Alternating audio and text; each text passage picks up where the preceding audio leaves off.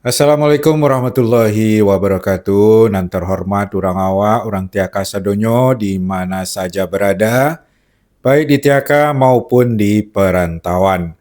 Alhamdulillah awak semua awak di grup Tiaka iko lai saling mengingatkan, saling mengoreksi awak kalau ada yang kurang patut rasonyo, termasuk kepada ambo sendiri selaku admin, dan tentunya sangat terbuka untuk menerima masukan serta koreksi dari Dunsana Kasadonyo. Potang kebetulan ada nan berkomentar salah seorang sanak kita nan mengatakan bahwa banyak leo kambo kok mengecek jan baden den mengecek jan pakai kata den ndak lomak didonga pakailah kata nan lain nan lebih sopan iaitunya ambo. Sanak sadonyo ambo sesuai bona sebenarnya jo saran tersebut menurut ambo yo topek pula sebenarnya. Tapi dek grup awak iko kan grup khusus Tiaka. Jadi kalau di Tiaka biasanya awak mengecek kalau untuk sama godang atau untuk karena lebih ketek iyo pakai kata den. Tapi dalam situasi nan santai atau non formal yo, kalau kau orang tua awak mengecek baden den, iyo ndak lomak bunyinya doh.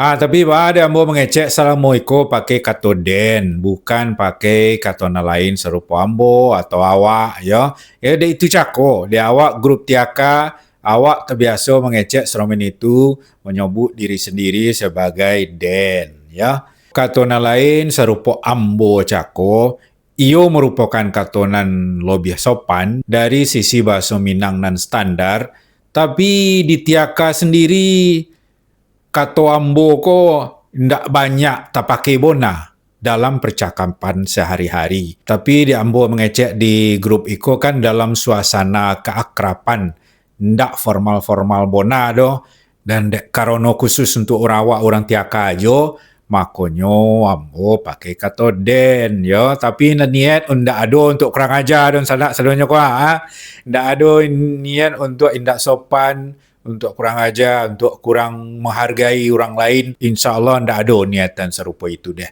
Murni semata-mata dek mencuba mengecek serupa awak biasa di Tiaka. Itulah kira-kira. Sebab ada pula cik lain sebabnya sana. Di Tiaka aku kan tak terlalu akrab orang memakai ambo tu dah. Jadi bagi sebagian sanak kita nan kodok memakai kata ambo tu untuk dirinya, di golan orang aja nyo juga ambo le.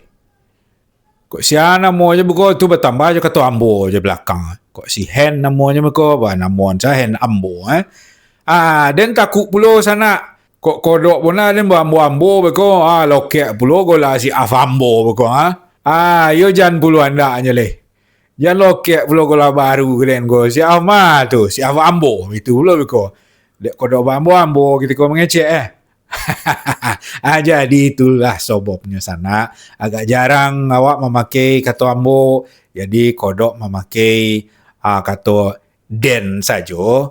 Tapi namun kosuk lain ndak ada deh untuk ndak menghargai, untuk ndak menghormati, untuk kurang sopan atau kurang ajar. InsyaAllah lain ndak ada terniat seromen itu deh. Jadi untuk mendongan saran cako, ya kodok juga lah ambo pakai kata ambo tu untuk diri seorang tapi mungkin di lain waktu tetap pakai kata den. Ya untuk mempertahankan nuansa Tiaka cako juga ya, untuk tetap mempertahankan keakraban awak semua awak. Jangan awak istilahnya bentuk orang asing awak semua awaknya jadi ndak perlu awak jaim bona deh, ndak perlu awak bapohom bona deh. Itulah kah. Jadi kalau ambo gini ambo pakai ambo kalau mengecek ambo baden-den tolong maklumi saja dek sanak saduanya lah. Tapi namun kosu indak ada untuk indak menghargai, untuk indak sopan atau indak menghormati, indak ada serupa itu deh. Itulah kira-kira sana. Atas pengertiannya sebelum sesudahnya ambo ucapkan terima kasih nan sebanyak-banyaknya. Wassalamualaikum warahmatullahi wabarakatuh.